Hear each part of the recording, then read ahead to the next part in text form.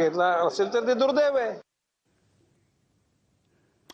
ठाणे महापालिका निवडणुकीत दिवा परिसरातून निवडून आलेल्या शिवसेनेच्या 9 नगरसेवकांवर अपात्रतेची टांगती तलवार असल्याचा दावा ॲडव्होकेट रोहिदास मुंडे यांनी केलाय. ॲडव्होकेट मुंडे हे ठाकरेंच्या शिवसेनेचे उपजिल्हा प्रमुख आहेत. शिवसेनेच्या 9 नगरसेवकांविरोधात निवडणूक शपथपत्रात चुकीची, अपूर्ण आणि दिशाभूल करणारी माहिती सादर केल्याप्रकरणी न्यायालयात इलेक्शन रीट याचिका दाखल करण्यात आली असल्याचं मुंडे यांनी सांगितलं. या प्रकरणात रमाकांत मडवी, शैलेश पाटील, आदेश भगत, दीपक जाधव, साक्षी मडवी, दर्शना म्हात्रे, अर्चना पाटील, दीपाली भगत आणि स्नेहा पाटील या नगरसेवकांविरोधात न्यायालयात निवडणूक याचिका दाखल करण्यात आली असल्याचं त्यांनी सांगितलं.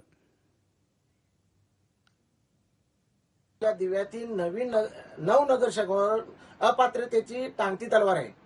संबंधित नगरसेवकांनी आपल्या निवडणूक प्रतिज्ञापत्रात मालमत्ता, अनधिकृत बांधकामे, आर्थिक माहिती तसेच इतर आवश्यक बाबींची संपूर्ण माहिती जाहीर न केल्याचा आरोप याचिकेमध्ये करण्यात आलेला आहे. जनप्रतिनिधी मतदारांपासून तथ्य लपवल्यास संबंधित निवडणूक रद्द होण्यासह लोकप्रतिनिधी कायदा 1951 मधील तरतुदीनुसार अपात्रतेची कारवाई होऊ शकते. पुढची बातमी अंबरनाथमधून. अंबरनाथ नगर परिषदेत सत्ता स्थापनेचा पेच सुटत असल्याचं दिसत